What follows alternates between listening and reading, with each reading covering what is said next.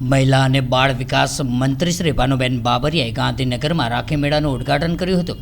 ત્યારે તારીખ 8 ઓગસ્ટ સુધી મહાત્મા મંદિર ખાતે આયોજિત રાખી મેળામાં વિવિધ 100 પ્રકારના સ્ટોલનું પ્રદર્શન સહ વેચાણ ઉપલબ્ધ કરાયું હતું।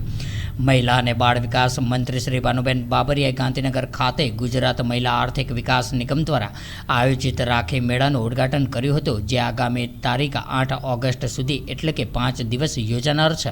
ત્યારે આ રાખી મેળામાં રાખડી સહિતની વિવિધ ચીજ વસ્તુઓના પ્રદર્શન સહ વેચાણ માટે પ્રદર્શન હોલ નંબર 2 મહાત્મા મંદિર ખાતે 100 જેટલા સ્ટોલ ઊભા કરવામાં આવ્યા હતા। ત્યારે આ રાખી મેળામાં મહિલા કારીગર દ્વારા ઉત્પાદિત અવનવી ડિઝાઇનની રાખડીઓ તેમજ ભાઈ દ્વારા બહેનને આપવામાં આવતી ભેટ માટે પણ જુદી જુદી વસ્તુઓના સ્ટોલ રાખવામાં આવ્યા છે, જેમાં ગૃહ સુશોભન, ચણિયાચોળી, કટલરી, ડ્રેસ મટીરિયલ, સાડી સહિતની વિવિધ હાથ બનાવટની ચીજ વસ્તુઓના સ્ટોલ પણ રાખવામાં આવ્યા છે। ત્યારે મહિલા અને બાળ વિકાસ વિભાગના હેઠળ કાર્યરત ગુજરાત મહિલા આર્થિક વિકાસ નિગમ મહિલાઓને આત્મનિર્ભર બનાવવા માટે કામગીરી કરી રહ્યું છે અને તેમના દ્વારા દર વર્ષે મહિલાઓને પગભર બનાવવા માટે અને તેમના વેપારને એક નવું પ્લેટફોર્મ પૂરું પાડવા માટે વિવિધ પ્રકારના મેળાઓનું આયોજન પણ કરવામાં આવતું હોય છે।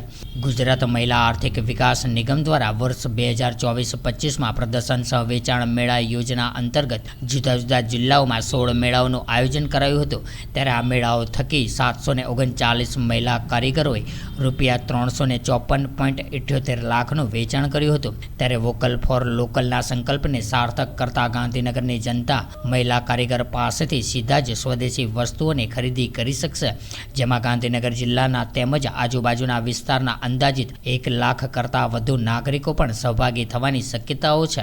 ત્યારે અત્રે ઉલ્લેખનીય છે કે રાજ્યમાં આયોજિત થતા આ પ્રકારના મેળાઓમાં ભાગ લેવા માટે મેળા પોર્ટલ ઉપર ઓનલાઈન રજીસ્ટ્રેશન કરવાનું હોય છે અને સ્ટોલ બુકિંગ માટે ઓનલાઈન પ્રતિદિન એક સ્ટોલના ₹200ની ફી ભરવાની હોય છે।